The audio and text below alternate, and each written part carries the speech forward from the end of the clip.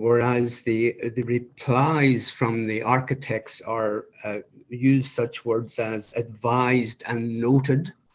And I would like the minutes to reflect that this committee is real and doing something worthwhile, and not just rubber stamping the opinions of the development officer and the architects.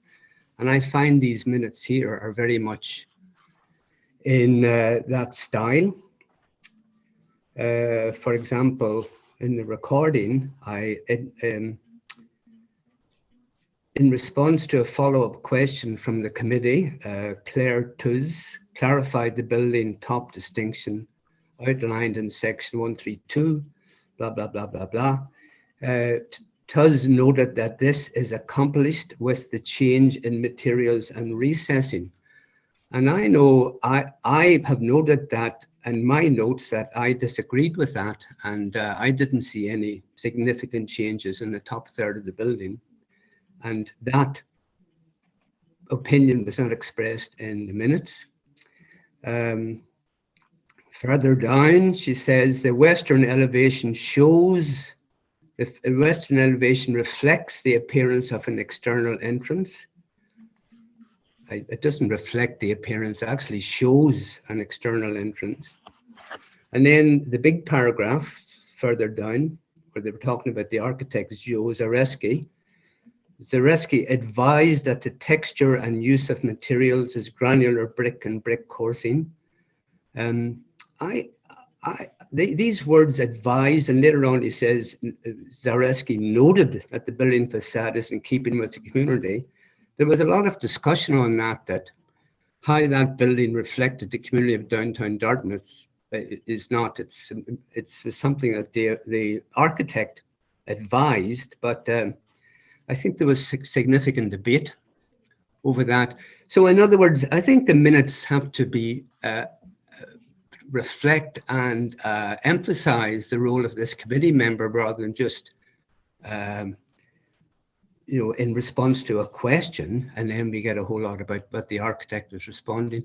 Now, it's an opinion from me. I'm not sure if the other committee members agree with this, but I think we need to be a little more dramatic, because these are the minutes of what we're saying. And if I read this, I would say, and this committee is just rubber stamping what the architect says. And the opinions, the contrary opinions that we come up with are not expressed in these minutes at all. Any comment from fellow members? Open the floor. I have you all stunned, eh? No. Okay. I have to agree. So, but my question is, how can we move forward? What could be the things, because we dictate to be written, right? So how can we move forward in order to make this more efficient? Well, from a practical point of view, for these minutes, if there's the third paragraph from the bottom of page 3 of the minutes, Zareski advised that the texture and use of the materials, etc. And then the next sentence, Zareski noted that the building, I would think that these were, in his opinion, they did this, and there was debate from the committee that all of these noted and advised were his opinion and not the opinion of the committee. And we could leave it at that, but I'm just trying to say that the role of this committee needs to be more emphasized in these meetings than casually passed over. Okay.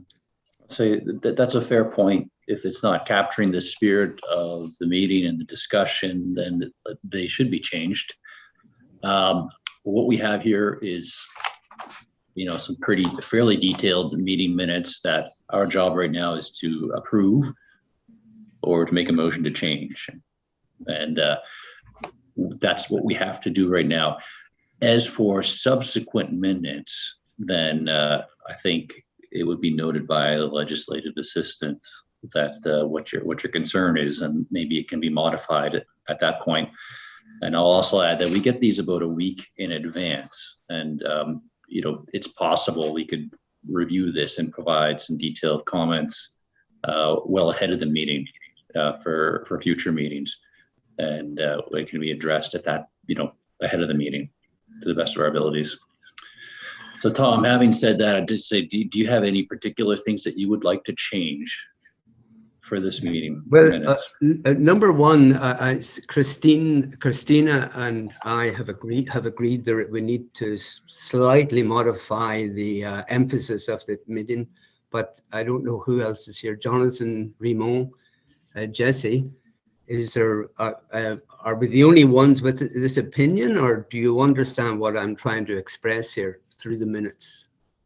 I think that needs to be discussed by the committee before I make formal changes. Any opinion? Jonathan, you're a man of many opinions. Yeah, no, I think there's validity to what you're saying. The minutes tend to reflect a lot more of the explanation from the architect versus the concerns of the committee.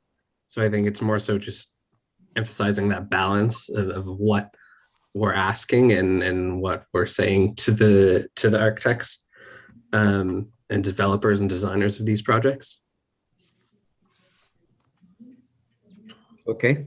Thank you. Simon wanted to add a few comments here.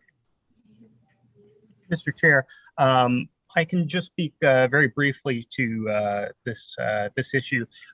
It is the policy of the clerk's office that meeting minutes of communities and committees of council capture action-based items, mainly motions to that degree.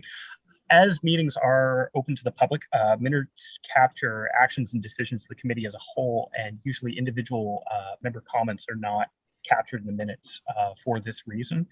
That said, there is certainly an intention to capture the general subject matters of discussion that do occur. That said, we do note the concerns expressed here, and those notes are noted in recommendation. Yep.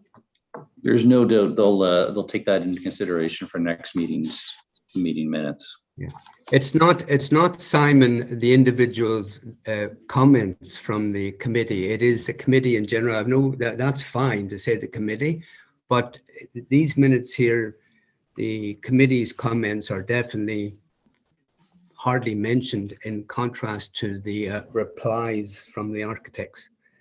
I would like specifically for this to change that third paragraph, that the architect advised that in his opinion, the texture and use of materials, etc. And also Zareski noted that in his opinion, the building facade is in keeping with the community. It's not a fait accompli that he noted, it's his opinion. The committee had a contrary opinion, which was noted in the recommendations of the that we passed on last month. Okay, thank you. So Tom's got two changes he'd like to make, which are basically, in his opinion, added to those two parts in, I guess this is a large paragraph on page 3, the third paragraph from the bottom, if I got that right. Yeah, the longer paragraph, yeah. All right. Honestly, I think that's probably self-explanatory enough. Do I have a seconder to make that change? Okay, Christina, second. All in favor of the changes as mentioned by Tom? Oh, say aye. aye. Opposed? Aye. Abstain? No. Okay, the minutes are amended as suggested by Tom. Thank you very much, Tom. Are there any other suggestions for changes or omissions from last meeting's minutes? Okay, hearing none, can I have a motion to approve the minutes as amended?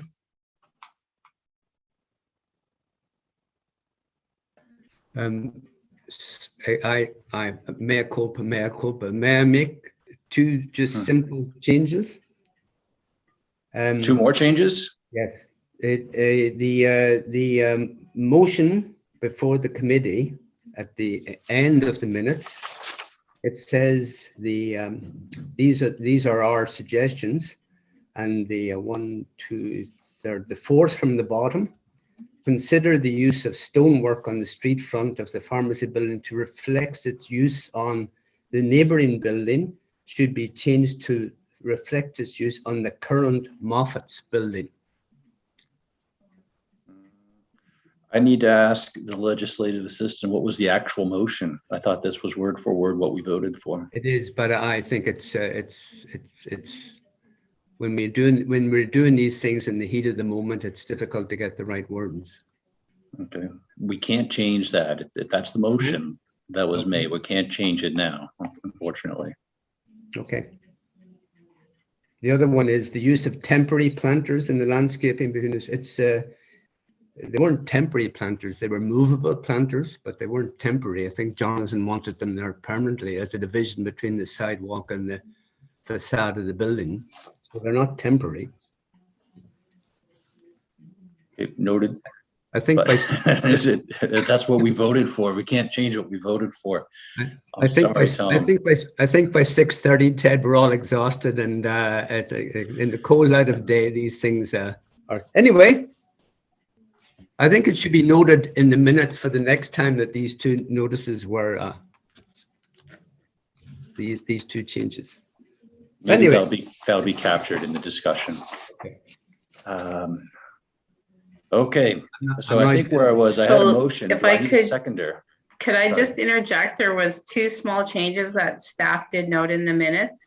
The first being that the header, the date will be reflective of March 10th. And also Christina's name was misspelled. It has been changed, so they will be reflected in the new minutes that are posted. Okay, we had the wrong date, hey? Thank you for acknowledging that. Okay. All right, so two changes as suggested by Tom, which have been amended, and then the small changes for the date and the spelling of Christina's name. Let's try this again. Can I get a motion to approve the minutes as amended? Motion to approve. And seconder? I can second. Okay, Jonathan and then Jesse. All in favor, say aye. Aye. Aye. Aye. Opposed? Abstain? Motion to approve the minutes passes. Thank you very much. Next item is item 3, approval of the order of business and approval of additions and deletions. Does anybody wish to make any changes to the agenda? Then hearing none, do I have a motion to approve the order of business as laid out in our agenda? Motion to approve. Thank you, Jesse. And a seconder? I'll second that. Nancy here. Nancy, thank you very much. All in favor of the order of business as outlined in the agenda, say aye. Aye. Opposed? Abstain? All right, the order is set. Thank you very much. Business arise, to the minutes, there was none, I don't believe. Item 5 is a call for declaration of conflicts of interests. So this is really in particular for the proposal 6189 to 91 Young Street. It's the developer is somebody named Alessandra Investments, which is owned by the Benigno family, and the architect is W.M. Ferez. If you have a conflict, now's the time to mention it. Please state so. I do want to declare conflict of interest. From this point over, I'll be joining as part of the design team. Roberto Menendez will be joining me. He's the project architect on this job. And just wanted to clarify that. Okay, thank you very much, Ramon. You can stay as part of the committee up until we get to item 9.1.1, and then we'll make a note that you're stepping away from your committee work and you will be representing the developer at that point. Thank you. Okay, thanks. Okay, item 6, deferred business. There is none. Item 7, correspondence and petitions and delegations. Jill, do we have anything? There was no correspondence received. Wonderful. Item 8 is information items brought forward. There are none, so that takes us to item 9.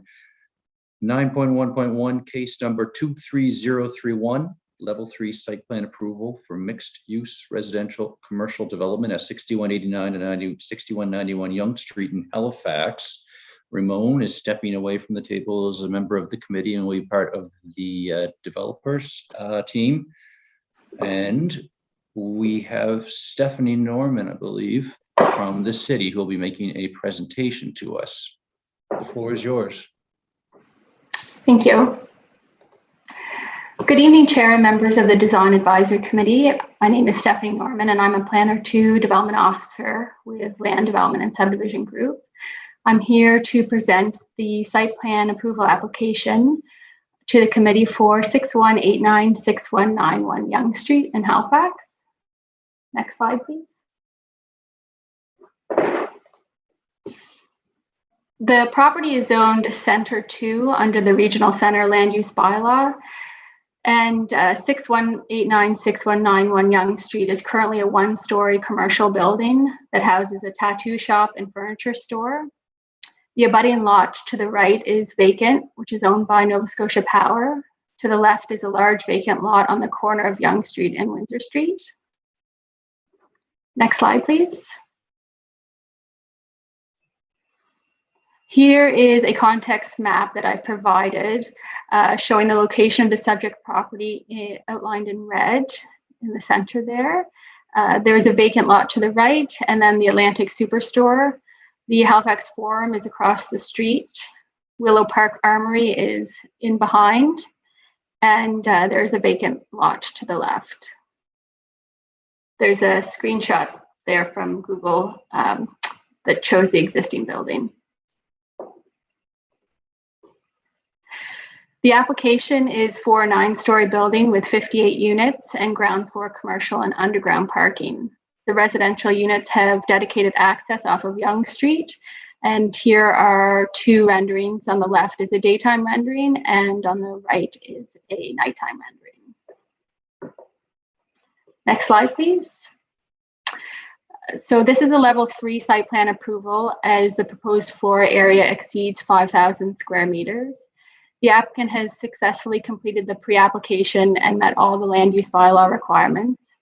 In particular, the applicant has demonstrated that the proposal meets the site plan approval requirements of Part 6.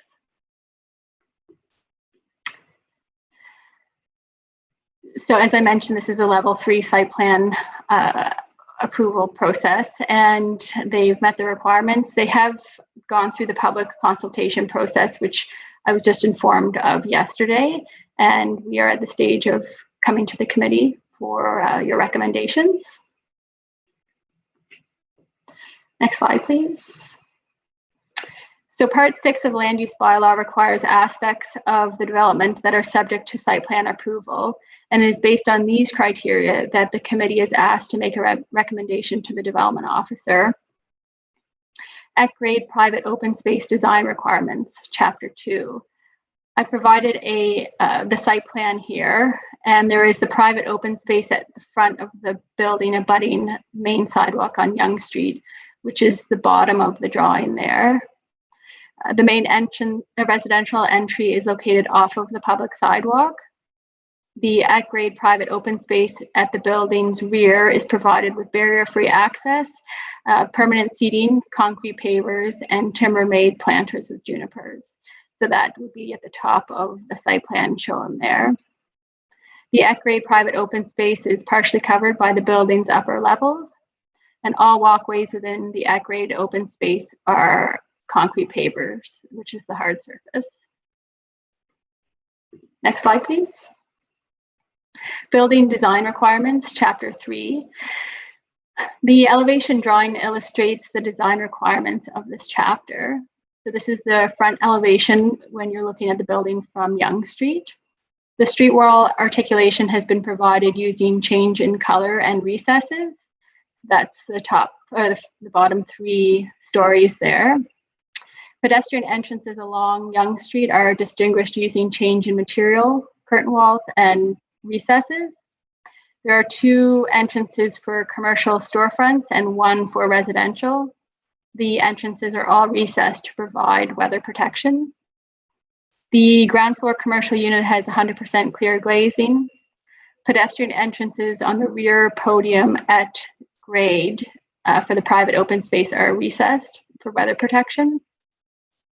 Building top distinction is accomplished with a fascia soffit band and material variation. Rooftop mechanical features are visually integrated into the design of the building and concealed from the public view at street line. Next slide, please. Parking, access, and utility design requirements, Chapter 4.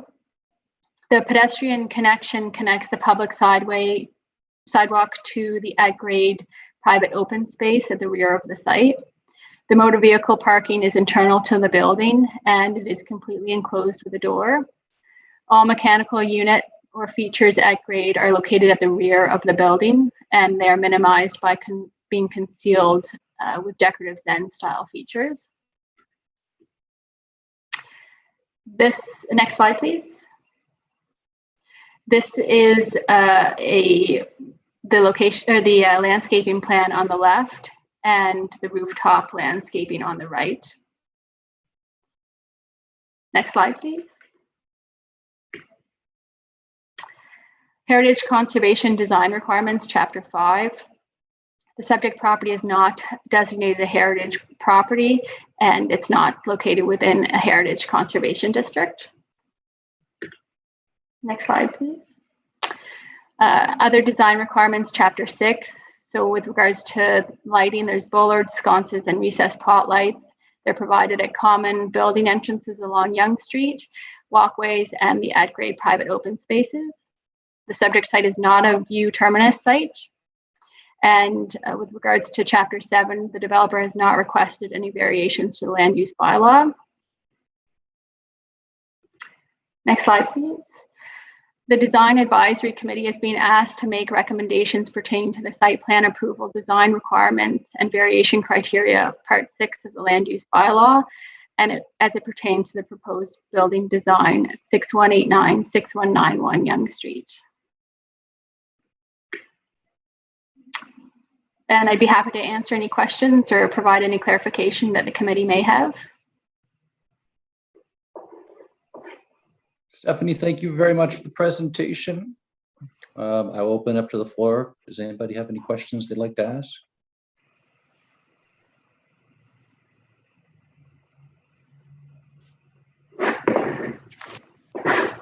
Hearing none, I'll just mention that we also have the applicant available online if you wish to ask them any questions that the city is unable to answer. May I open the floor with, I have lots of comments, but I have a question. Questions. The Stephanie, the garbage room at the back of the building on the ground floor, how does people get access to that? Well, let me see. Let me just pull it up here on my screen to get a.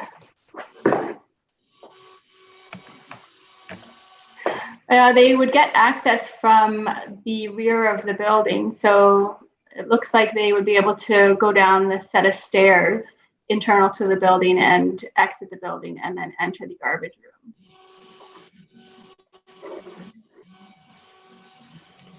What happens if other developers take up the other land? How does a vehicle get? Can the architect answer it? How does a vehicle get to empty the garbage room?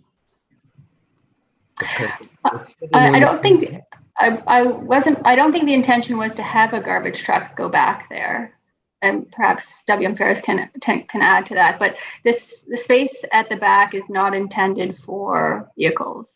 No, I realize that. That's why I'm asking why would a garbage room be there? Because you need a vehicle to empty a garbage room. You're not going to wheel it out through the building. We can let the developer, the applicant, answer the question. I think they're ready. Ramon? Yeah, the intention, my name is Roberto Menendez. I'm a member of the design team here. The intention was, number one, is to allow the whole commercial space to be very aesthetic in front of the building. So what we did is we locate the garbage room on the back, which is essentially is going to be wheel out from that section into the street. Also, the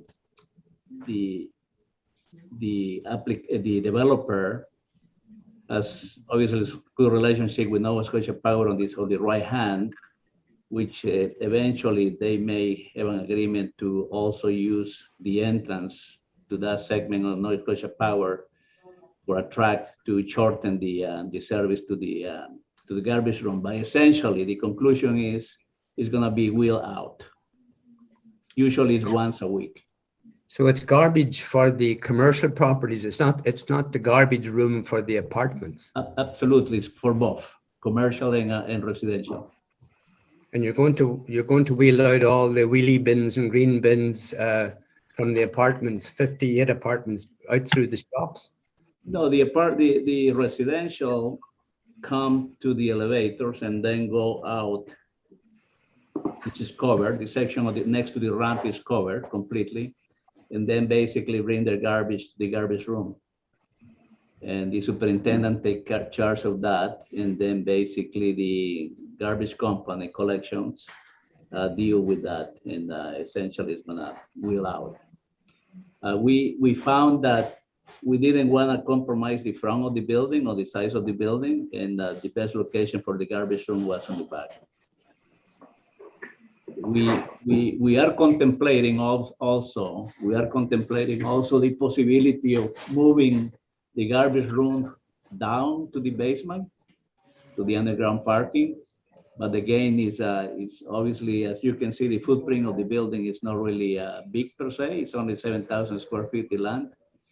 So in essence, we are desperate for a space. So most likely, either if we make a decision to move the garbage room to the underground parking, again, it's gonna have to be wheel up to the main level. Yeah, well, it's not really our remit, but I would suggest you flicked the bicycle quarter in underneath the garbage room to that outside patio, and put the garbage room in the basement, and then you're going to wheel it out through the ramp, but not wheel it out through the shops. But anyway, that's an architectural. I do think there's some improvement. The requirement for the bicycle storage is it requires a larger room. That's why we had to allocate this space for it. I think it's the same size as the garbage room above it. No, it's almost half of it. As a matter of fact, you are right in your assumption, partly because we are, as we mentioned, exploring the option to do exactly what you say, which is basically move the garbage room to the basement and move the bicycle room on the upper level, on the main level, which is accessible to the entrance from the elevator and all those things. So that's something that, as a matter of fact, I think that your comment is well valid, because we are seriously considering that, moving that, partly because it's going to be much better for the back section of the building, which is going to be obviously a terrace and amenity space, removing the garbage from that section. So it is something that we are in the okay, great. So we really appreciate that concern as well. Thank you.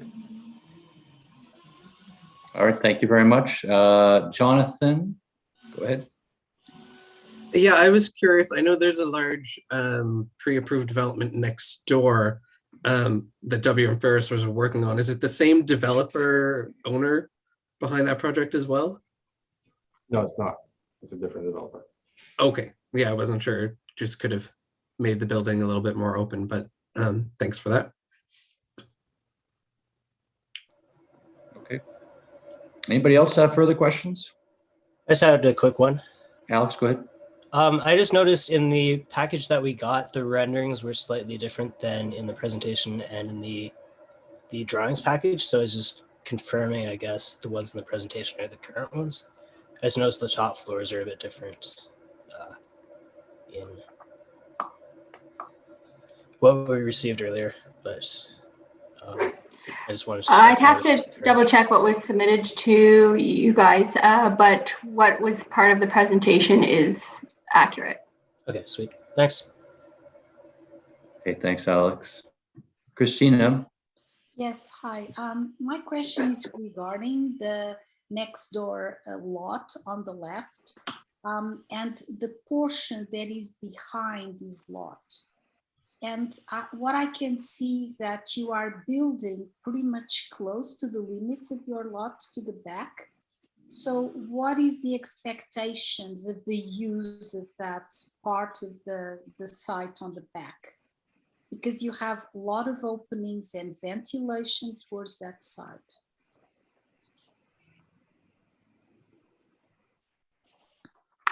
Yeah, luckily we are also the architects for the section, and gonna let Ramon comment on that. So this area is already part of a different development, which that part facing this property line is going to be all parking. So parking on behind. Okay, but can't we approve something based on your word of saying this is going to be a next submission design that you're going to do a parking lot? No, she's not. How do we know this is going to happen?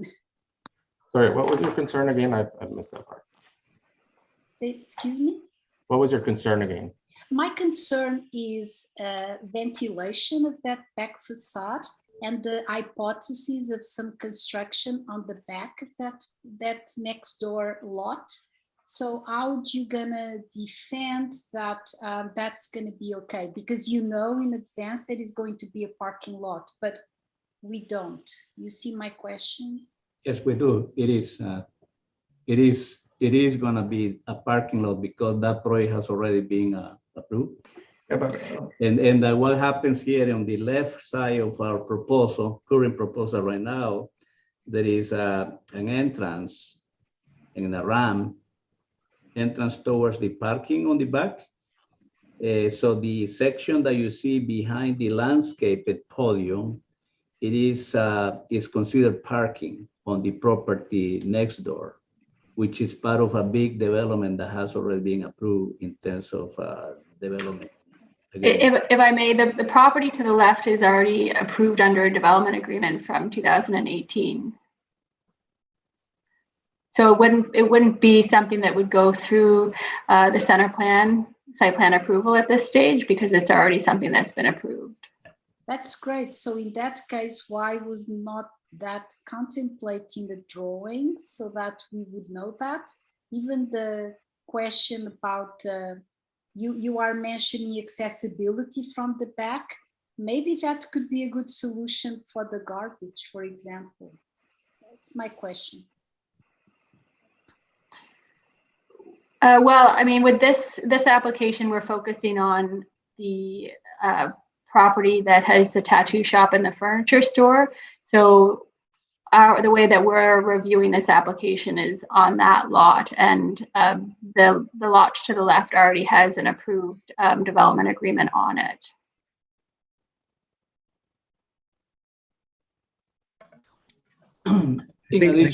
I think we discussed this last week, that it's important to see the context of where this building is not sitting, floating in a vacuum. It sits in the context.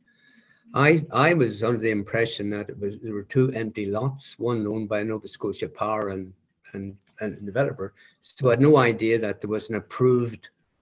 So what is approved to the left of this current building? More apartments, more high rises, parking lots, green space? Yes, it's a very large development on the corner there. It's approved for 340 residential units and about 77,000 square feet for commercial. It's 3 buildings I believe being built on one podium. Yeah. It's quite significant, yeah. This is a question for the architect. Both the west and east facades of this building have no windows, which means that some of the bedrooms of the apartments appear not to have windows from the drawings. Is that why there are no windows in those faces? Because there's going to be another apartment building right smack at the property boundary? Absolutely. It's a national building code regulation. We cannot have openings onto the proximity of the next site, particularly because we are building against the property line. So what you see in those two walls is strictly blind walls, which are made of, which also have the function of being a chair wall, concrete chair walls, which is a requirement as well to be a 2-hour fire rated when you build against properties next door. So the neighboring development, the first of the 3 high rises is built attached to your building? No, absolutely not. There is a wide space in between because, as we mentioned before, Ramon mentioned this parking around the area. So if I think you can comment on that. The fact that there's no windows has nothing to do with the site, and it was the neighboring site. It's just because we went to the property line. Once we are at the property line, it's by the National Building Code that we have to have no openings in these 2 walls. You're not allowed, regardless to whatever is happening in the neighboring sites. Is it approved under the building code to have bedrooms without windows? Absolutely, as Yes, long as you have a mechanical ventilation. As long as you have a mechanical ventilation, you can have a bedrooms inside. It happens all over the world. It happens in Halifax right now. You have in Toronto bedrooms inside with glass doors. It happens here in Halifax as well. You have a lot of buildings nowadays that you provide an indoor bedroom as long as you have a mechanical ventilation providing air, healthy air into the units. Good. Very sad, but anyway, yes. I will not be renting there. Thank you. Anyway, okay. Jesse, I think you have your hand up next, and Jonathan, your hand is still up. I don't know if that means you have more questions. But Jesse, you're up. Sure. I just had some questions about the at-grade private open space. So on the drawing in the D4, I think it says that the space is 77 square meters. And I'm just wondering, is that applying to the section that's next to Yonge Street as well as the section on the back? Like, is this being considered all one private at-grade open space?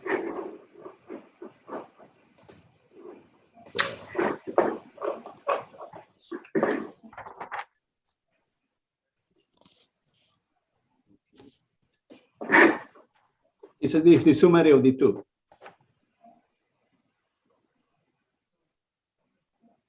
Sorry, I didn't hear the answer. Is the summary of the 2. We comply with the regulation in terms of the open space for amenities. So they're two separate private open spaces? It's 2 separate private open spaces, but that is combined as well. Through the okay, so then my question is, okay, go ahead. I'm sorry. If you look at the section next to the ramp, Yeah. that's the connector towards the back section and the front. Yeah. So I guess my question is, like, if they're discrete spaces, then I think that the one space next to Yonge Street is large enough, like 3 meters by 20 meters ish, that it should also follow the rules outlined in section 115. Right now, I think all of the seating, the benches, and the coverings are on that back private open space. So it seems like the same space is being used to fulfill requirements in chapter 2 and in chapter 4, but you can't have it both ways. Like, you can't say it's one and meeting this requirement, because if it's one, then it's not. If it's 2, then that one at the back isn't abutting a sidewalk. And if it's 1. Yeah, I think that your comment is well taken, partly because that, in addition, will help to create more face the frontage as well, right? So it's something that it's easily to consider as well in the event that the client decides to rent for a restaurant or something like that. Yeah. Likely it's going to be animated with planting or benches as well. Yeah, so I guess, and open to other thoughts from committee members on this too, like what the good recommendation would be here. Like, do we suggest that front private open space next to Young is also meeting 115, so adding benches, or is it all one space? So I guess we can just mull that over before we get to the motion, but that was my main question there. I think I understand now. Oh, and then I had one other, sorry, go ahead. I thought we'd just ask Stephanie for clarification on how to interpret the rules, because that's what this seems like. It's is a rules and regulations clarification. Thank you. Go ahead, Stephanie. I think by them providing the barrier-free access and permanent seating in the rear does meet the requirements. It may be a nice addition to have it in the front, but having that in the rear at the private open space and having a connection, I think, does meet the requirements. So the back space wouldn't be abutting a public sidewalk. Right, but it does provide the connection to the sidewalk along the driveway entrance there. Yeah. So in any case, in my opinion, I think this will be one of the situations where we recommend something that, while maybe it does meet the rule of the bylaw, I think it's like very clear from that it's two different spaces with like a connector between. Consider adding features under 115.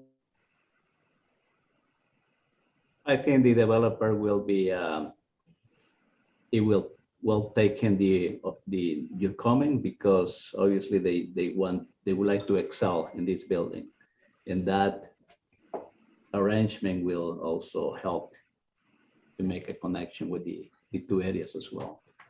Yeah. I think Jesse had a follow-up question.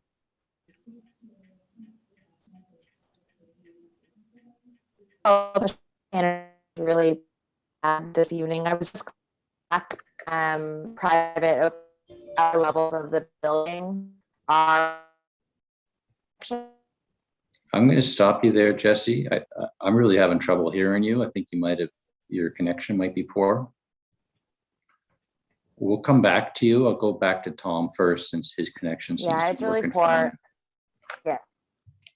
Okay, we'll go to Tom, and then we'll go back to you, Jesse, and hopefully yours is working then.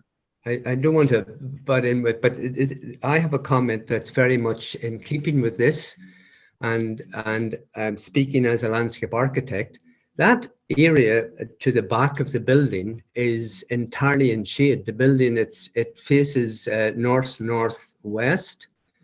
It is, a non-usable open space in Nova Scotia. And it seems to me very easy to push the building back to the limit and put all of the public open space, like Jesse is saying, to the front, where we would have you would move the building back from Yonge Street, increase the distance between the traffic, and provide a much more plantable and usable and beat and bench space. It would be a beautiful space facing south, rather than that cold, derelict, frozen yard at the back. So, and it seems to me if the building was just on the podium stays, but the building moved back, at this stage, the proceedings, you'll have a much better, and then it will meet the requirements of the public open space abutting the sidewalk without any further ado. Okay. Duly noted. That's something that can come up when we do our recommendations after that, Tom, so please keep that in mind. Jesse, you look like you're coming back with your connection. Floor is yours. My internet is so bad. I'm so sorry. The last thing I just wanted to ask was just a quick clarification point, that in that back space, the upper levels of the building are what is providing the weather protection. It wasn't just explicitly stated that way. So I just wanted to confirm that that's how we're meeting that requirement on the back. Yes, that's correct. The applicant has outlined that in the design requirements. I believe it's just a slight overhang for the weather protection. Great, thanks. I had a question on that, actually, the exact same thing. So that is item 116. So we say we meet it by the upper part of the building providing coverage. And I was just wondering which of the criteria that is. Is it A, B, C, D, or E? Just being a real stickler for the rules, I'm thinking which one would that fall under?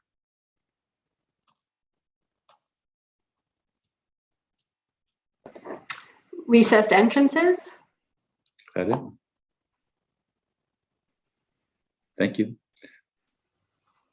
I had another question. The blank walls on the eastern western side, this is for the applicant. I was going to ask why we don't have windows, and now I understand why. But I was wondering what you had done in giving consideration to, I don't know, maybe something more decorative on those sides. I guess how you came up with the color scheme and the design for the east and west sides of the buildings, and whether you thought about doing something really nice, like say a mural or something that could really would be a big benefit to the neighborhood. Initially, we basically analyzed the wall as a 2R5 Reti wall.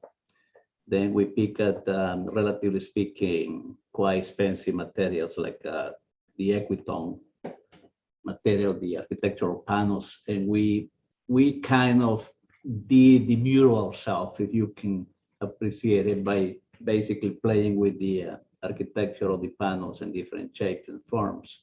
In addition, what we are doing, if you look at the 3D and the architectural, we project out a little bit the slabs in every single level, which we will make it a little more animated. And also for the evening, we are going to have a kind of rope lighting, which is going to be lit. Every single level is going to be lit on both sides. So in the evenings, it's going to be quite entertaining. And we were hoping that the number one meets the requirement, and it keep us in terms of the architectural costing and everything else in the meeting the natural building code as well. Did you have choices for different colors or more a larger variety of colors or different shapes? We did some experimentation, and then we realized at the end that we wanted to stay with two, 3 colors maximum. You want to comment on that? Yeah, I think what we're proposing is more coherent with the design of the building, and we don't want to steer away with something very unique or distinct from the rest of the facade. We want something that relates to the front and the back of the building. So that's why I wanted to keep it with that color scheme, and then this is where we introduced that new pattern to break up that blank wall and have something more dynamic in there. Thank you.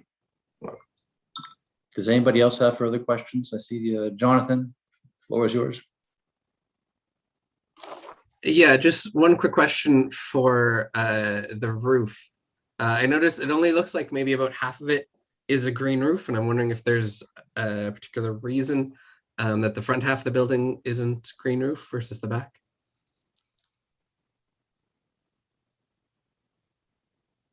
Yeah. Sorry, you were muted. Yeah, you are required.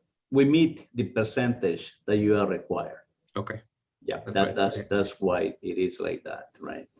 And that what our intention is with the landscape architect Gordon Radcliffe is perhaps to incorporate sedum as a planting, because it's relatively speaking a lot of benefits in terms of maintenance.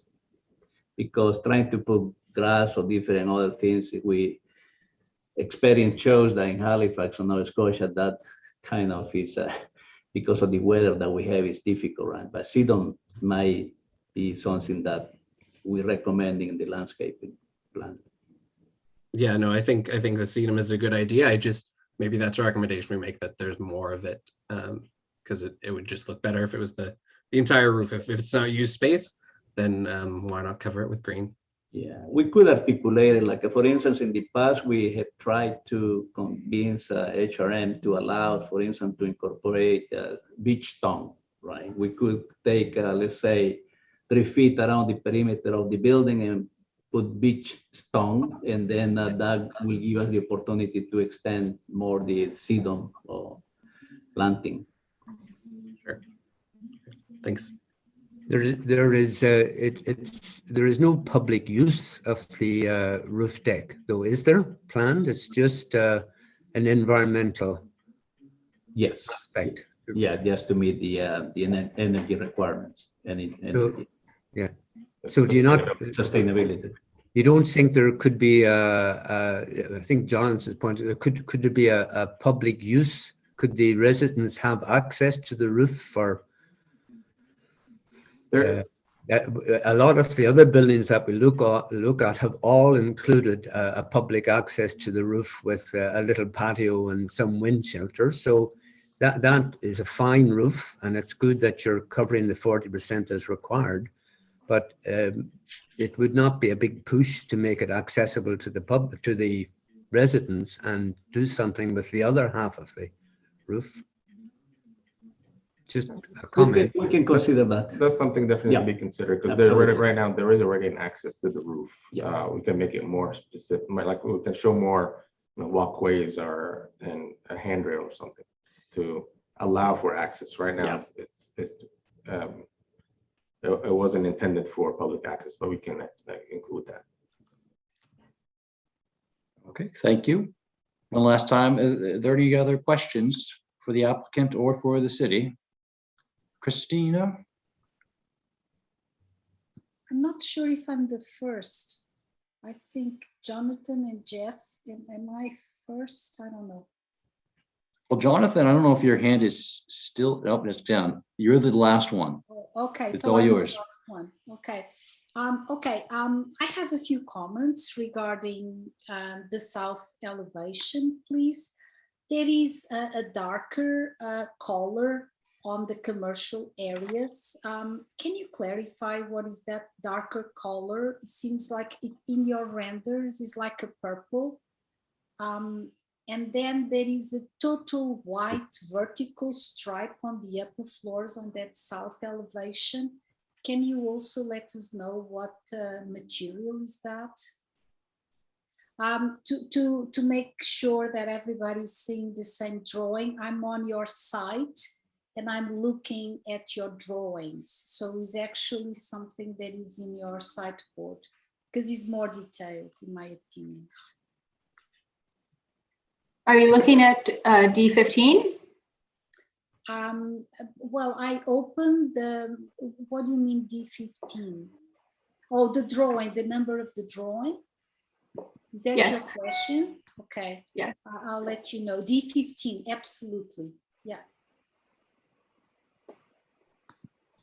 You're referring to the commercial, the level 100, or you're referring to the upper level? I'm referring to situation on the south facade. The first one is on the lower level, so is the first floor. And you see between the glass doors, there are some purple color. But can you let us know what is that material? Because it seems different than the rest of the building.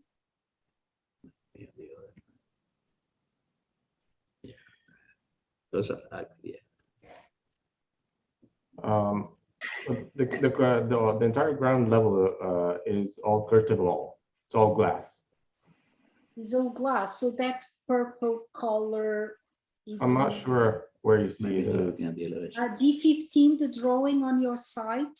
If I may, I suspect perhaps that is maybe a drafting error because the at-grade commercial is all curtain or all glass.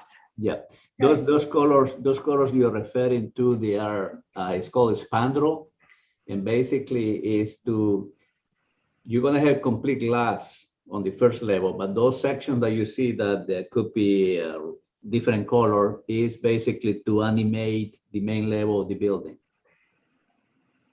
trying to give a little bit of color. Okay, in that case, can you clarify? I would like some clarification of what is that going to be because it's not clear. Another thing on the it is glass. It is glass, but the glass, this kind of glass is called spandrel. Basically, the section you can see beyond, but that the surface of that color of the glass will be animated with a color. Okay, I understand that, but as you might know, glass can be so many things, and even the color can totally transform a building, and you know that for sure. So to give us some more clarification about what is transparent and what is going to have color, for us, it will be important, in my opinion. And even the fact that if the color, so now you see it bends towards the passage, and you are saying that everything is going to be glass. But again, is it going to be opaque? Is going to have transparency? Because the building will be different at night. Whatever you don't have glass will not be, will be an opaque facade. So we would like to know that, okay? And we can submit that part of the application that is coming soon for the final. Okay, lovely. Yeah. I would appreciate that, Sure. yeah. On the same facade, there is a white line on the upper floors, on the two upper floors, there is a vertical white line. Maybe there is also a mistake of the drawing, but I also would like to know if it's a different material in that facade.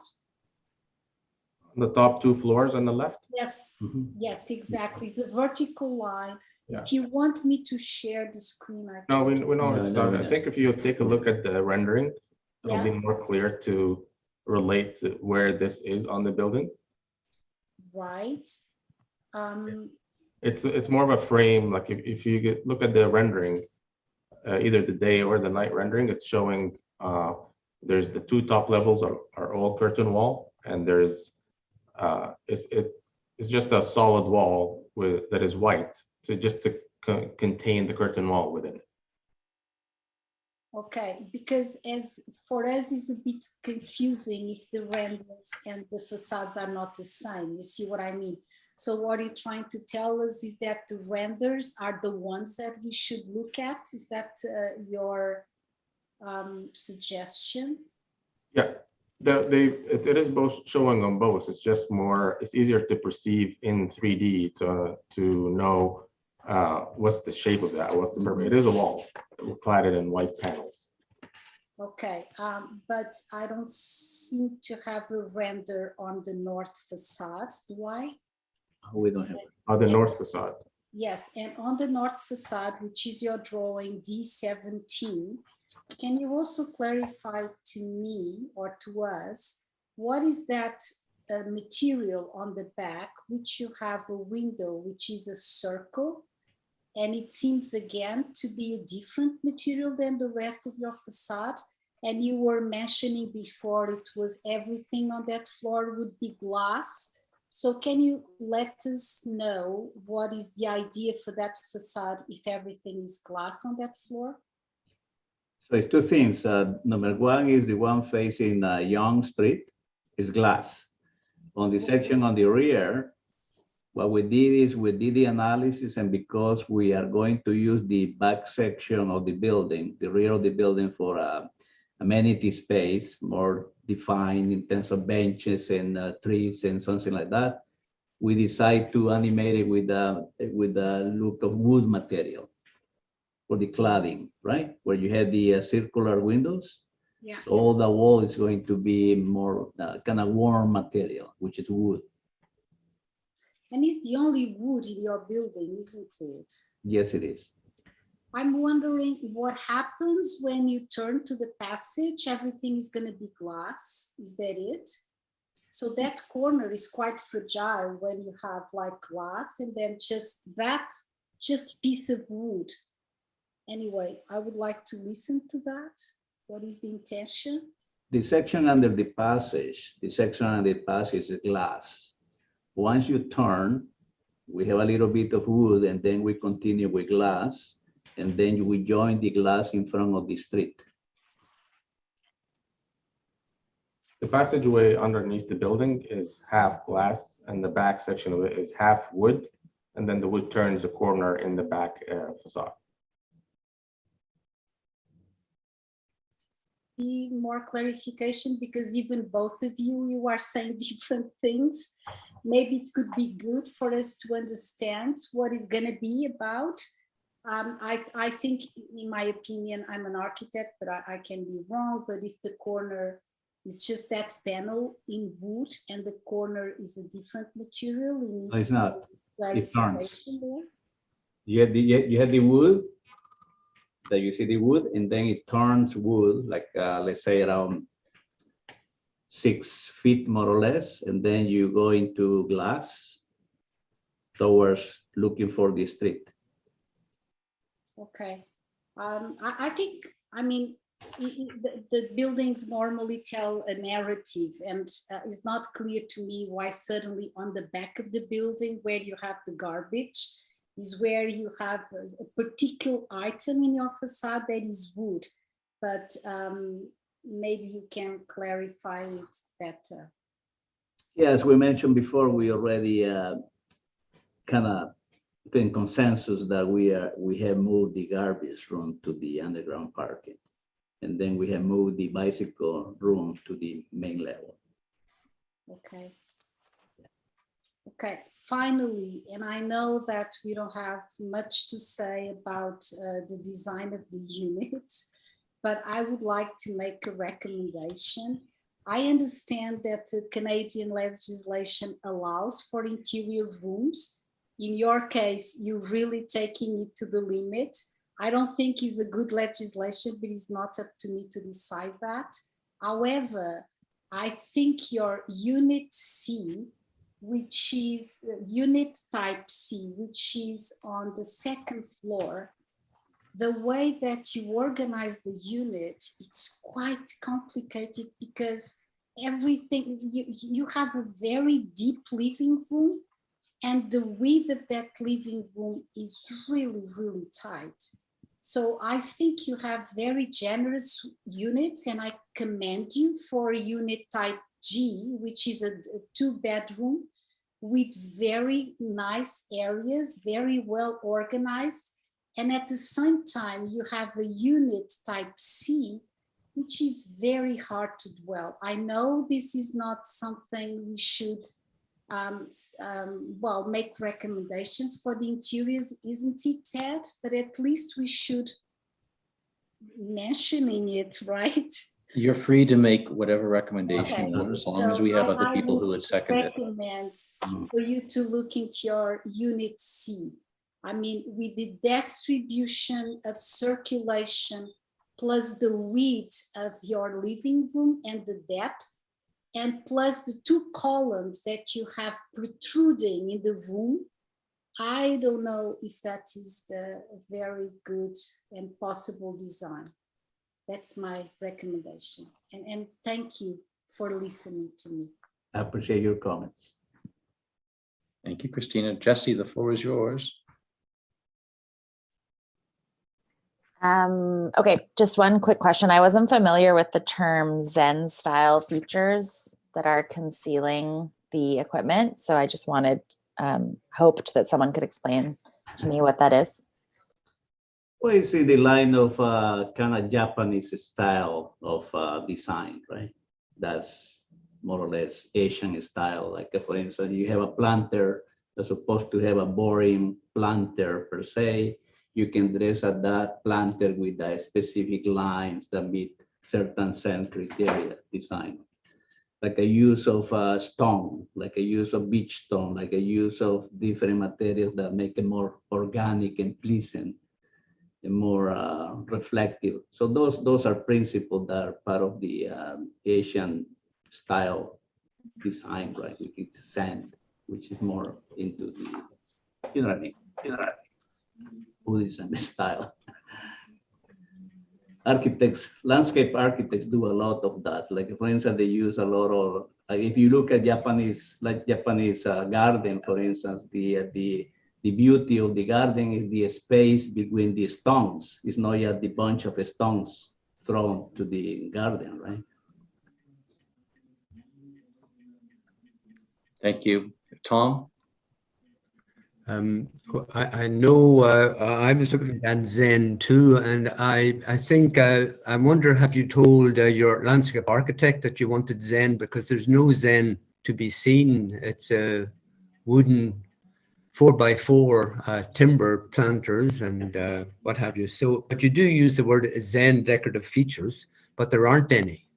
And as Jesse points out, we wonder what they are. You talk about stones and Japanese style planters, but there are none to be seen on the landscape.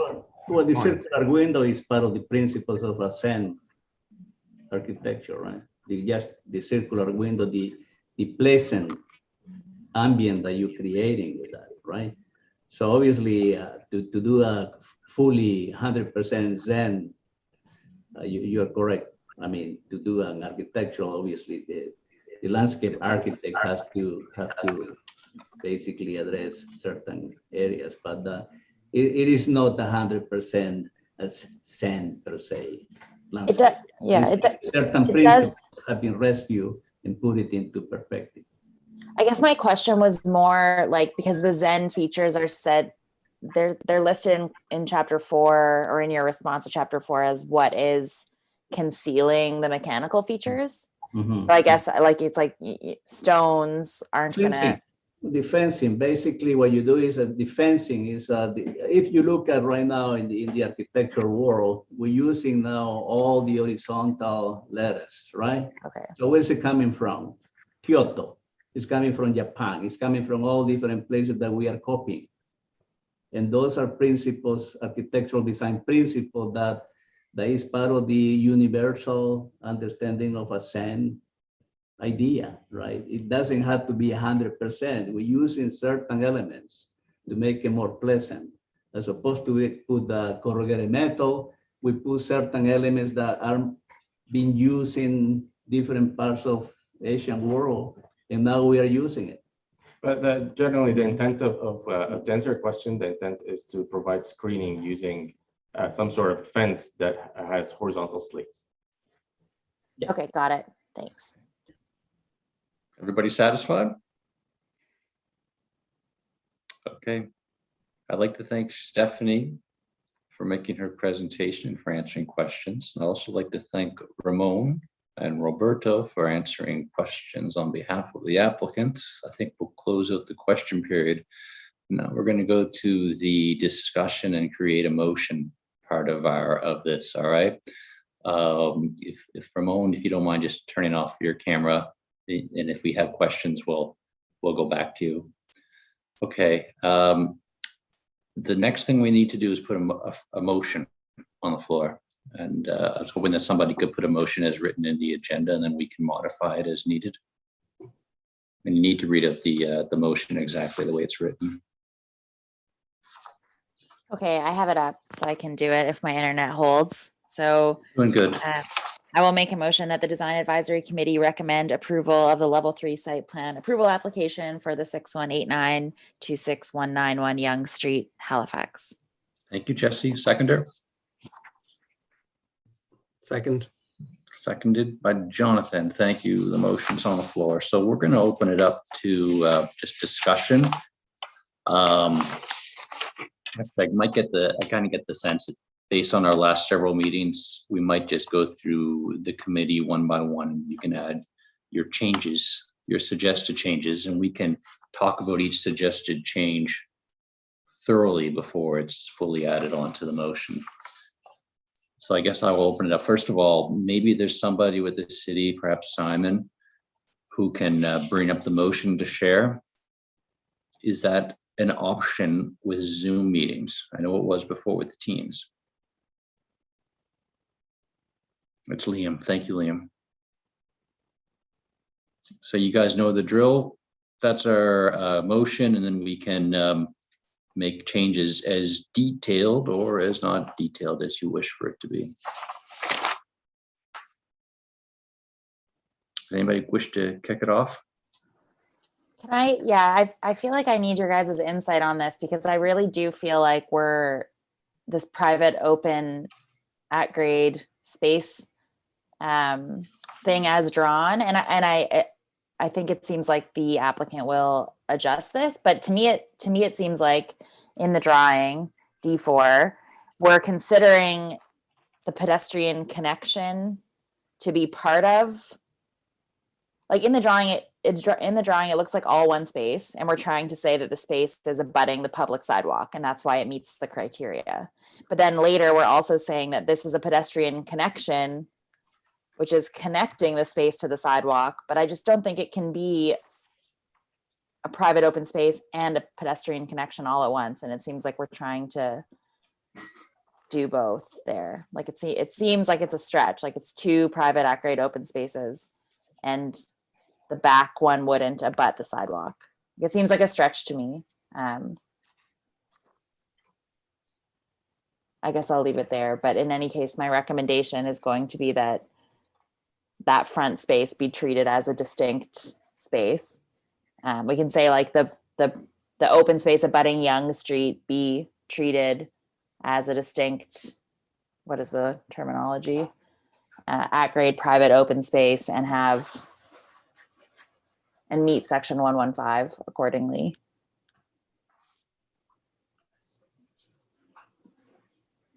But I still am not seeing how it actually meets the land use bylaw at all. And that's our job, is we're supposed to say whether or not we think it meets. Yeah, I'm not understanding. We're supposed to come to that conclusion. So the recommendation from the city is that they're considering it having met. But if there was enough of us here who felt that, we don't think it's really coming to meeting the letter of the design requirements, then we would recommend that it doesn't meet. But Tom, because we're saying that it meets because Jesse.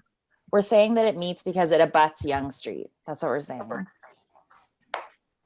But the bulk of the open space is at the back of the building, and it's connected by this little corridor to this other open space that abuts Young Street. And if that's a corridor, which we're saying it is in chapter 4, a pedestrian connection, then how can it be part of the private open space that is supposed to then allow it to meet by abutting the sidewalk? Like, I don't know. I just don't understand how it meets. You might be on to something. Jesse, would you have any support I agree with you that the front of the building is wasted, and all that open space pavement with all its beautiful Zen furniture and benches is going to be in the north face of the building, cold, frozen, and sunless. Whereas if the whole shoot and caboodle was moved to the front of the building and the building just shifted back on the podium, it would meet your requirements of the private at-grade private space abutting a sidewalk, and you'd have a much more pleasant space than that space at the back, which is a waste of time. Yeah, I think that would make it meet, or having the front one also meet all the requirements, because the back one doesn't abut anything if it's a distinct space. So if we're keeping them as two distinct spaces, which maybe that's not even the right way to do it, but I think if we suggest them moving the whole building to the back, I don't know how realistic that is. Well, it's at very early stages, the architecture yet. It's not shifting any of the architecture except just moving the whole block back. Anyway, I feel that space at the back is a waste, is a lost space. And it doesn't, I agree with you, the one at the front does not meet the requirements of an at-grade public space abutting the sidewalk. It's too narrow. It's Erin McIntyre. Can you hear me? Yes, we can. I just wanted to read the requirement. And Stephanie, tell me if I'm on the right spot here. Page 65, section 114. Is that where we're at? I think. Yes. Yeah, yes. If I just read the section, I think the confusion becomes maybe more confusing, but we understand why we're having this struggle. At-grade private open spaces that abut public sidewalks shall provide pedestrian access by having one contiguous connection from the space to the sidewalk. I think there's maybe some issues in the clarity of the regulation. If it abuts the sidewalk, it would not need any 2-meter wide corridor for access. So the implication in that you are providing a contiguous connection separates that at-grade private open space from the sidewalk, which is what we have in the proposal. So I don't know that it's a question of it not meeting the land use bylaw, again, letter of the law. I think given that sort of ambiguity and circular discussion in that particular requirement, we can definitely accept whatever recommendation the committee would wish to make on that point. I don't know if that helps a whole lot, but I'm just reading the section and I can't exactly understand why it says what it does. Yeah, it doesn't make sense to me either. It implies something that it suggests isn't supposed to happen. So I guess then we have to decide if our recommendation would be to shift the building back and have one large space abutting Young Street, or if we would just ask that the space abutting Young Street has seating, and I think it already has weather protection. I don't know if anyone has thoughts on that. I would agree. Okay, look, what you could do in this case is say either or, right? One, shift the building back and then make that public, that private open space meet all the requirements of 115. Barring that, or we request that the private space in the front of the building fully meet all the requirements of 115, including the barrier, the permanent seating. Yeah, I think that sounds good to me. Anyway, obviously, people can weigh in. Yeah, I'm in favor of the second option. Same here. Yeah, can I just ask a question? I mean, the first possibility about shifting the building to the back, I don't think it's possible because they are almost on the line of the property. Right. So is that an alternative? I don't think so.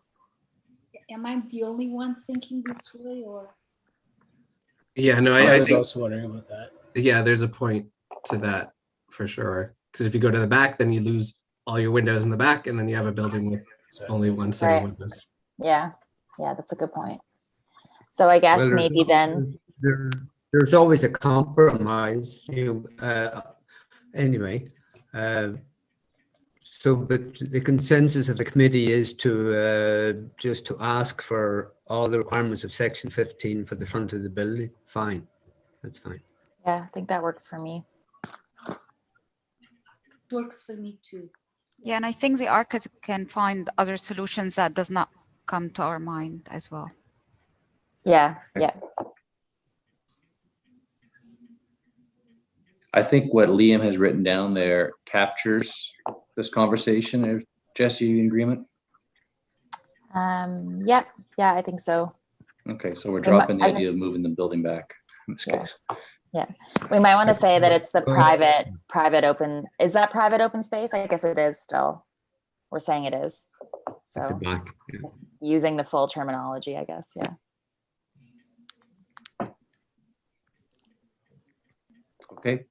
Would it be too much to say and we recommend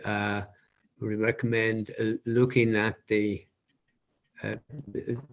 use of the backspace because of its it will be shaded, or relook at the use of the backspace because of its potential for shade?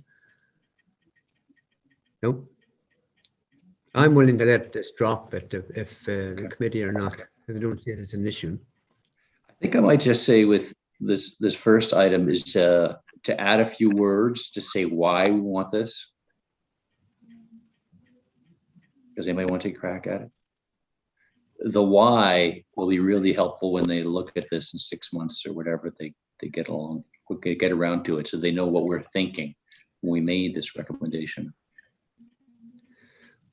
Just add as it is south facing and more amenable to open space use than the space at the back. What about that? I think that provides a little bit more of an explanation. And more amenable to public use. Very good. It might be worth also mentioning, I forget what the exact wording was, but that the the bylaw is itself a bit contradictory here. So this is sort of based on at best interpretation of it. You know. Thank you. Okay, we've got something here. I think there's a few other recommendations.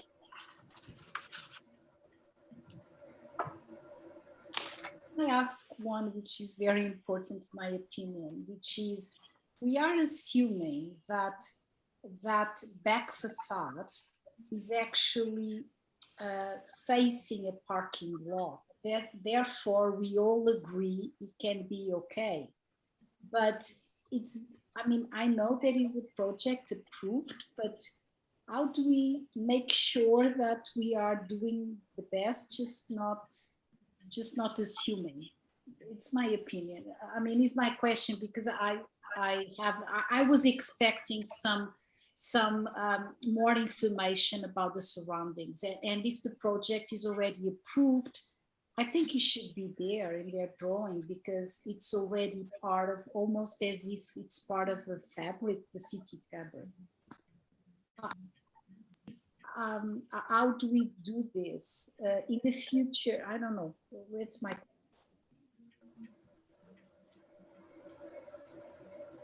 I think we can ask for future projects for some more information on other developments that are going around. It really depends on the project. Some it's pretty obvious, some are not. In this case, we've got something that's already been approved going up next to it. And I guess it would have been nice to see those so that we could fine tune our comments for that. So that's noted. And the city staff are online, so I think they can note that as well. Thank you, Ted. That is so helpful. Thank you. Jonathan, go ahead. Yeah, I'll just say to Christina's point, when I saw this proposal, I looked up those plans and I can confirm that I'm seeing that there is a parking lot there. But yeah, I would much rather have that in the staff presentation. I think that would be helpful if there's anything approved in the context. That being said, I also wanted to add another recommendation with regard to that green roof. I know, and this has come up a few times now, where I know the bylaw only stipulates a 40% requirement, but I don't see why it shouldn't be more. So maybe that's something looking forward when these things are changed, because there's no point to me having just 40% of a roof when you can have 90 or 100% of a roof green. It makes no sense. So yeah, I'd like to recommend that the other half of the roof is also a green roof. And did you want to specify that's covered with, was it cedar? Sedum. Yeah. Sedum, thank you. Yeah. Yeah, I think I agree with that, and definitely we should specify sedum, not sod, because it seems like while that was on the drawing, it seems like from the applicant that they're still working on trying to convince their client to go with sedum. So we should definitely make that recommendation. Pollinators, it's my favorite thing to bring up. What about rather than the other half covered with sedum, the other half be made accessible to the residents as a public space with garden planting and lots of end features? That could be another one as well. Yeah, or just one or the other. We can't recommend one recommendation to cover the whole roof of sedum and the other recommendation to cover half of the sedum and half of it with public use. So it's one or the other. Mm-hmm. Right, yeah. Or both. Or you could just say modify the roof design to either more sedum on the roof or make it amenable for the people who live there to go up onto the roof with whatever you want to, however you want to describe it. I'm okay with that, but be aware that in terms of safety, that will imply changes in the facade, probably handrails and so on. And again, a fire escape also. So as long as all of that is having into account. Yeah.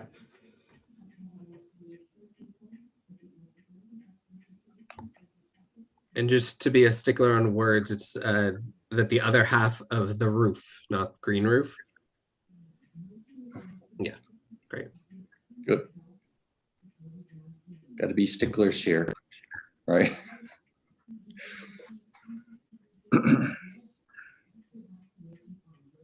Okay, so we've got 2 recommendations.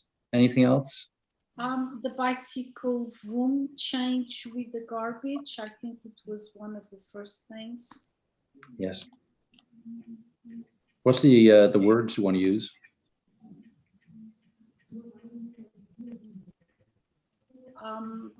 Okay, we recommend a shift between the bicycle room on the basement level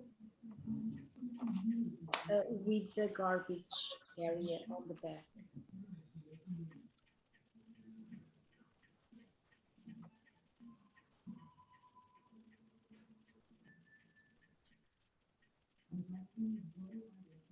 Be switched.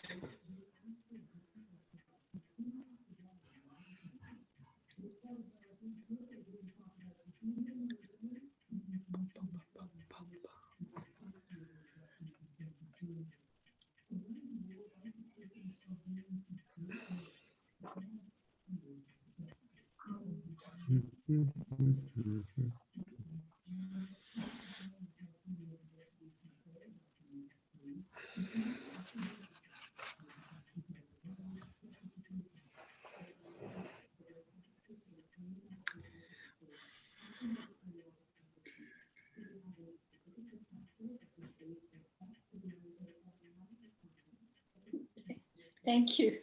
That's a much short sentence, and it says it all. Yes, but good. Yeah, very, very good. Very good job, Liam. Christina, did you want to add a recommendation with regards to Unit C on level 2? Yes. So my recommendation is to have a special look at Unit C on the 2nd floor, where the living room is very deep and with very narrow dimensions.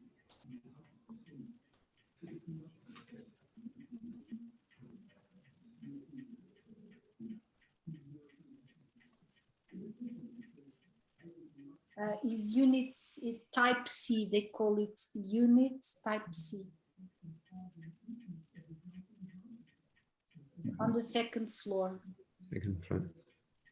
Must be unit, not unity, Liam. Thank you.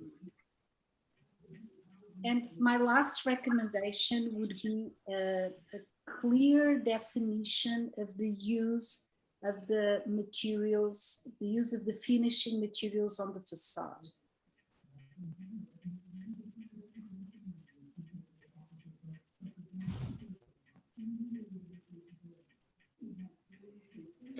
I think you can make it plural because it's not just one facade. Yes, thank you. What are you trying to accomplish with that one? Well, the thing is, as you notice, they only have one rendering. They say is the one, but then on the back, they have this material that they say is wood. But then both of them were saying the wood bends to the passage. The other person was saying no. I mean, we need clarification about what is going to be the materiality of the facade, even the materials. Remember when he mentioned color glass on the lower level? Mm-hmm. But they didn't say how is that going to be. So we need to understand better. So do you think that's enough for a recommendation, this phrase, or you need more detail? Yeah, like we're not actually making that. This is a recommendation for the communications, the drawings. It's not really a recommendation for how the building should look. I think it's both, because Is it? Well, I mean, the drawings are not the same as the renders, first of all. Secondly, it's not clear what is transparent at the lower level and what are the materials. Some of the materials, when I ask what is that vertical panel, they said is white, but white is not the material. It's painted, it's metal. I would like to know more. Okay. Fair enough. We won't be able to find out anymore after this until it's built, I don't think. Yeah, that's it. This is it. So But do we have a recommendation on like how to improve it? You can recommend what you want them to do in the absence of that information. That's a good point, Jesse. I don't know enough to be able to make that recommendation, but I know folks on the line definitely do. So. But do you think this phrase is enough, or would you recommend, like at the lower level, the color of the glass? We recommend. That's what we should be doing is making a recommendation on colors, design, and materials for a specific location. There is something on the chat. Maybe we can have to show and clarify the variation. Yes. Okay, Nancy, I think you are correct. So maybe it's exactly what Ted was suggesting, that we ask for precise or clarification of the variation in color and textures in the lower level facade. Mm-hmm. But you want to go ahead, Alex. I just want to clarify, are we saying that we're not going to approve it until they provide this, or what are we asking them to do here? This will be to recommend approval and to show and clarify the variations of color and materials, which to me, I'm like, we really should be recommending like a design recommendation on how it looks and feels, not to clarify, because I mean, they're going to have to clarify at some point, presumably. It's like it's intuitive. Yeah, I think if we could make a recommendation for like what material or texture you think would be relevant for that side of the building, then that can be like something they take into consideration if it's not aligned with we don't have the drawings. But I think other than that, yeah, all we can really do is not approve it until they give us those things, if that's the path we want to go down. Not saying that it is, but I think we can't really, yeah, like to Ted's point, I don't think we can make a recommendation. I would say on this one, say it is not, at the beginning, it is not clear what the color and texture is intended on the lower facades. And we recommend, and then Christina, if you could provide what you think should be for the color and the texture on that lower facades. That would accomplish, I think, what you're saying and what I'm saying here.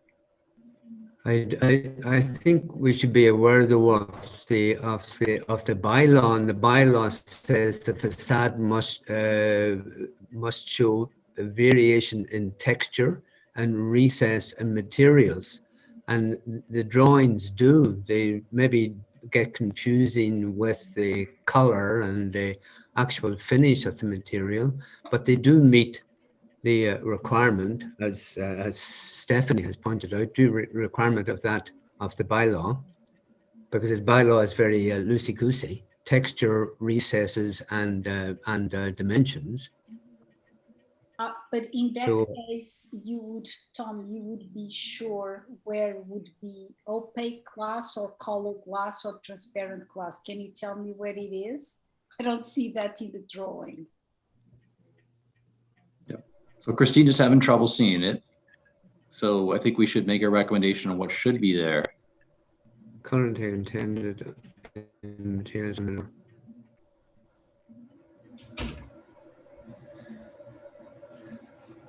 Should you include according to bylaw? I don't know. I'm not used to this, so you help me here. Would it be your recommendation that it's like colored glass, or that it's I don't know, transparent glass? What's the best suggestion? I think it is important that we know how much of that lower floor is transparent. And I don't know if we know, because according to the drawing, everything looks the same. So I don't know how much of that is opaque. How much do you think should be opaque? Well, especially in the commercial areas, which is the main facade, I think the majority of that part should be transparent. But it does say 100% clear glass for the facade of the commercial area. It does say that on the description.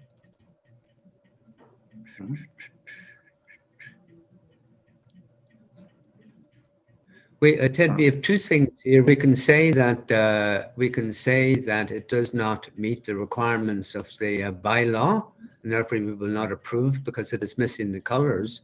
Or we can make a recommendation that the color and texture is not clear and should be made clearer. That's a recommendation, and they'll, just like all our other recommendations, shrug their hands and move on.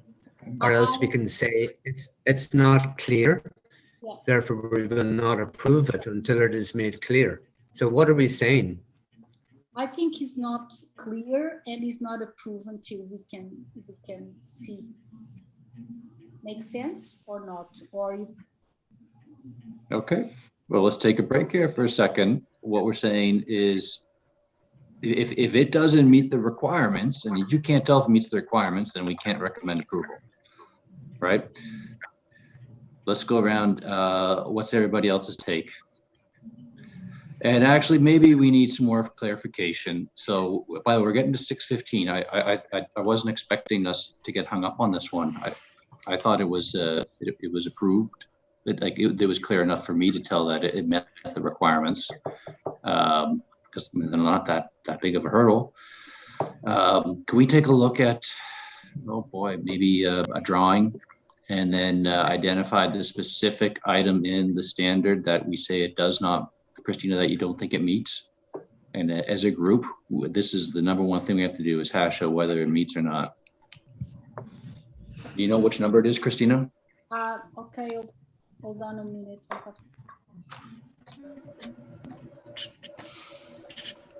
Jill, I don't know if you can pull up anything relevant from Stephanie's presentation. Any of those renderings or drawings that would help?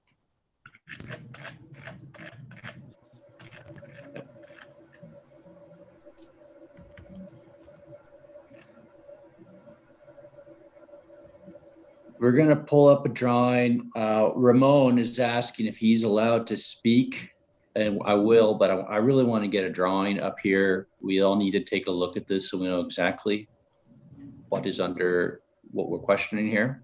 So Ramon, we will go to you. Go to drawing D20. Ramon, you can turn your camera on now. We'll be going to you shortly.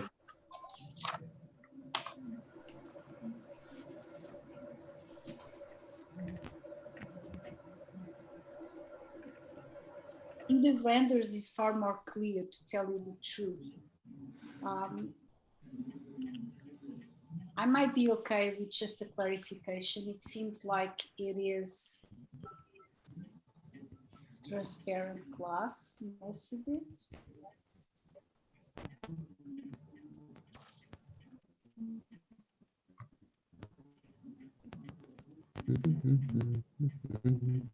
So, okay, is this the one, Christina? yeah, well, I mean, I was looking more into the drawings, but in this case, everything seems to be transparent, but where is the color glass?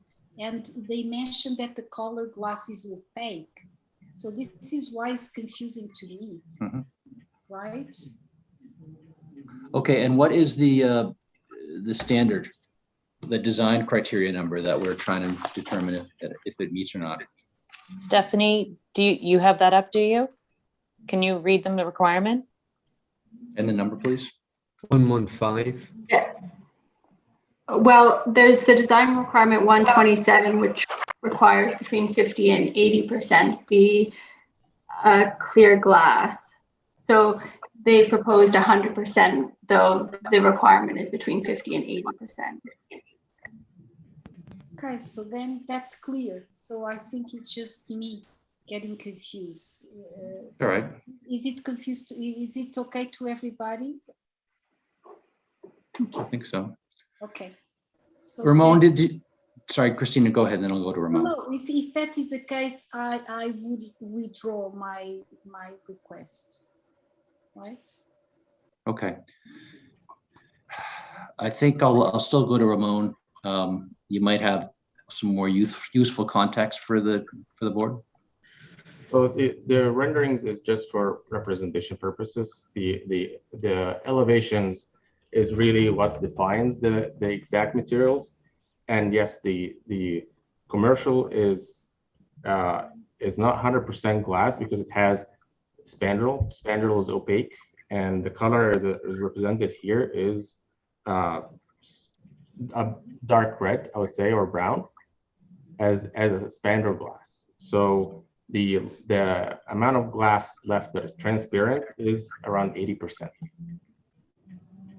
And also, Ramon, according to your landscape drawings, there's a planting bed in front of the glass wall. So Yes. that will take up a portion of it too. That's correct. Okay. So, thank you, Ramon. I think And that's. if there is any other clarification on the facade, we're happy to clarify that right now. May I ask, is there a differentiation? The access to the underground parking and the access to the building are right beside one another, and between them is the pathway up to the back podium. Is there any safety measures to divide the moving traffic from the pedestrians going up the passageway or entering the building? All those three things all in the one spot. Yeah, well, we typically show that on, like, currently on the drawings, the safety measure is we try to move the ramp as back as possible so that by the time the vehicles are up the ramp, they're completely horizontal and has better vision. Yes.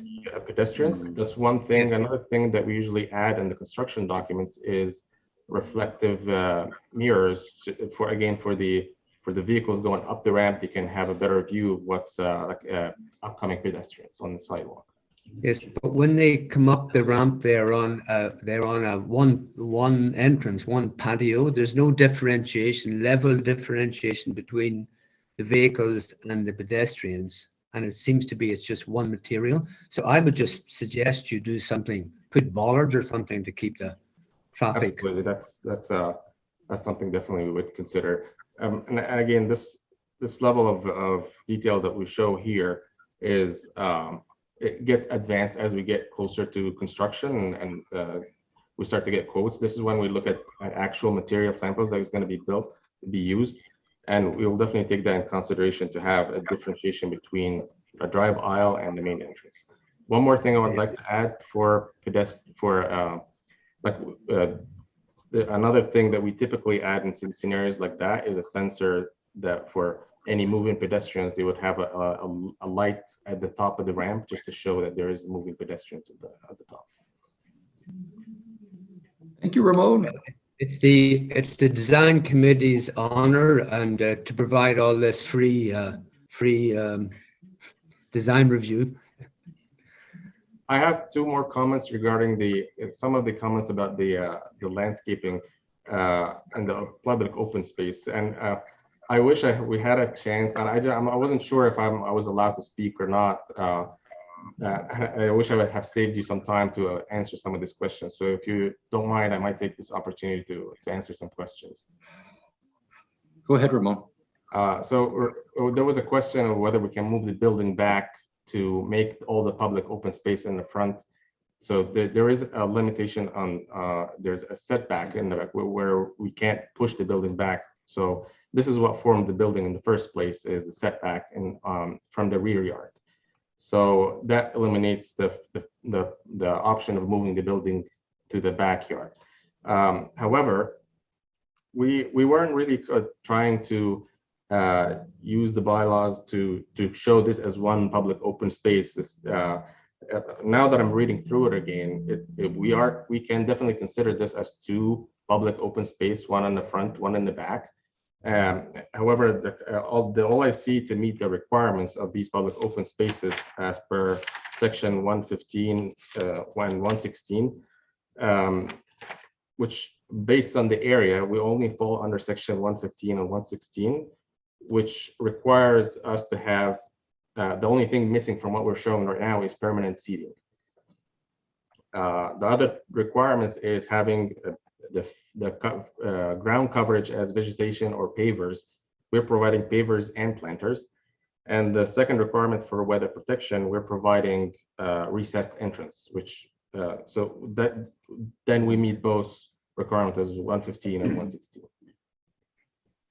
That's Yeah, okay. I think the recommendation mentions seating explicitly, or if it doesn't, it should. So yeah, I agree that that's the piece that should be added. We'll definitely add that. Thank you. All right, let's go back to Liam's screen and the motion that's on the floor. And I'm going to assume that we're okay with the recommendations as they're written. I think we're going to remove that last one, as Christina has withdrawn that. Is there any other recommendations to be added to the motion? I might just throw one thing up there and say, is everybody satisfied with the east and west walls and the design and the design and the materials and the colors? Hearing nothing, I'll say that's probably okay. Still waiting for Liam's screen.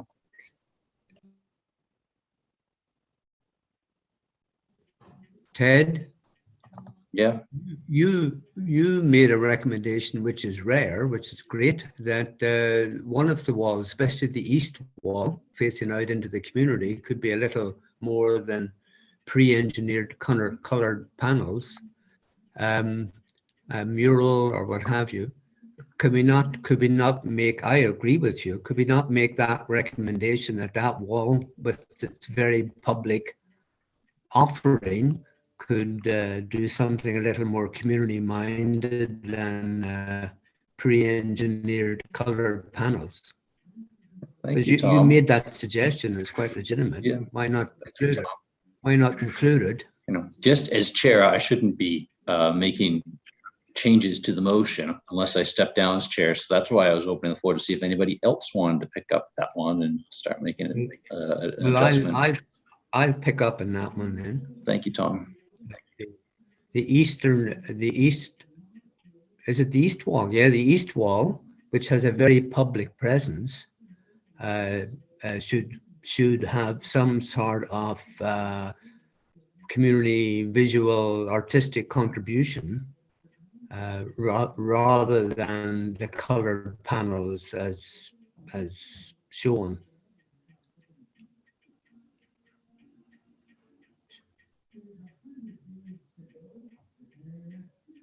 That's very nice. Well, it has to have Liam, can you add these? It's the east wall. Has to have a visual public presence. It can't really have microphones and things.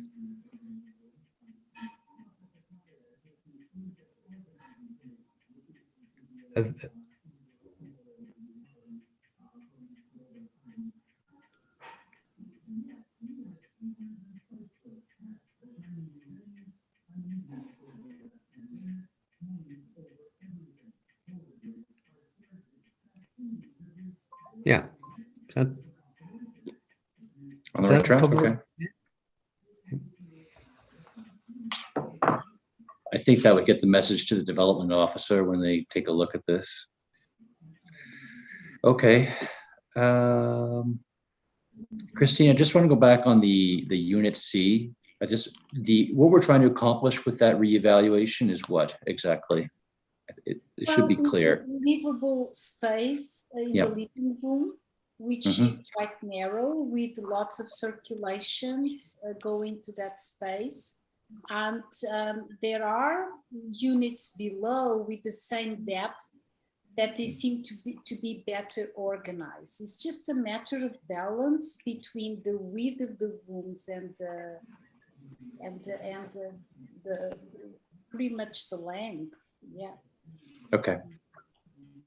Thank you. We've got a couple recommendations here. Before we close this out, does anybody else have any further recommendations? Jesse, do you want to recommend that the Zen quality of the public space be more dramatically articulated, or should we just leave it? No, I think it's clear. My question was just about like how it's hiding the mechanical features. So they clarified that it's like lattice or wood. Yeah, that's fine. But it's not shown anywhere. Yeah, I'm satisfied, but if somebody else wants to put that forward, they're Okay. welcome to. That's fine. Don't worry about it. Okay. All right, hearing no further comments, what we need is somebody to put forward this motion as written by Liam and a seconder. So this will amend the motion on the floor to get our recommendations. Do I have somebody willing to read this out and make the motion? And I can hear somebody's TV in the background. It's not my house. Rosemary? I really do need somebody to read this. Okay, I'll do it, I guess. Oh my God. Okay, so I'm now motioning, or I guess I'm making the motion that we amend our original motion to add, with consideration to the following recommendations: that the private open space abutting Yonge Street be treated as a distinct at-grade open space, include permanent seating, and meet the requirements of section 115 of the land use bylaw accordingly as it is south-facing and more amenable to public use. That the other half of the roof be covered with CDM, or that it be made amenable for resident access. That the locations of the bicycle room and the garbage room be switched. A reevaluation of the dimensions and width of unit type C on the second floor to ensure livable space and better organization. The east wall should have a visual, artistic, public presence or contribution rather than the color panels as shown. Thank you, Jesse. Seconder? I can second that, Elizabeth. Elizabeth with the second. All in favor, say aye. Aye. Aye. Aye. Opposed? Abstain? The motion amendment passes.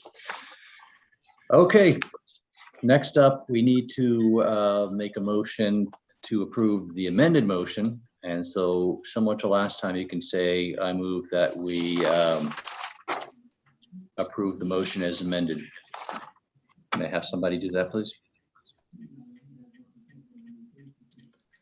Somebody besides Jesse this time, Jonathan? Yeah, I'll move to approve the motion as amended. Seconder? I will second. Everybody's second. Okay, thank you. All in favor, say aye. Aye. Opposed? Abstain? Motion carries. That takes us to the end of item 9.1. Thanks again to Stephanie, Ramon, and Roberto. We have one last little item here. It is 9.1.2. It's an update on the site plan approval application tracker, and I'll ask Erin McIntyre from the city to come forward, please. Hi, everyone. I am a little technically challenged this evening in terms of Zoom. I hadn't switched over to Zoom. We've been using Teams, as you're aware, and it seems that I'm having a bit of a trouble interfacing with my computer. So I'm not able to screen share for you. I'm hoping that everybody, each committee member may have the ability to pull that up independently. I've done the same. So if we're all looking at the same page, perhaps I'm hoping that that might suffice for this evening in any case. I'd go on to say that Sean had been pulled away. He had another appointment this evening that he was unable to move. So I may be taking notes and getting back to the committee independently if there are specific questions about any of these applications that are on our tracker. Open the floor. Any questions for Aaron? I've got one. What application is coming up next meeting? Yeah, that's a good question. I don't know. I'll ask. The problem right now is that at a full month prior to our next meeting, the applications that may be able to advance to next month sit on a little bit of a knife edge, right? If it's all about whether or not we have revisions in hand and feel confident that we're on solid footing with having met the land use bylaw, being able to get packages to Jill for next month. So I'm not immediately aware off the top of my head which ones may be in that particular stage right now, but I can ask the question of staff tomorrow and circulate something through Jill to the committee before the end of the week. That'd be great. We'll be a mystery for now. Thank you. Okay, anything else? Tom, you're talking, but I can't hear you. Still can't. Tom, I can't hear you.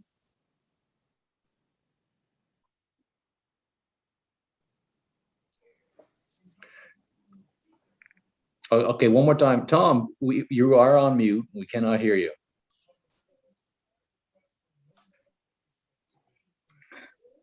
Not sure.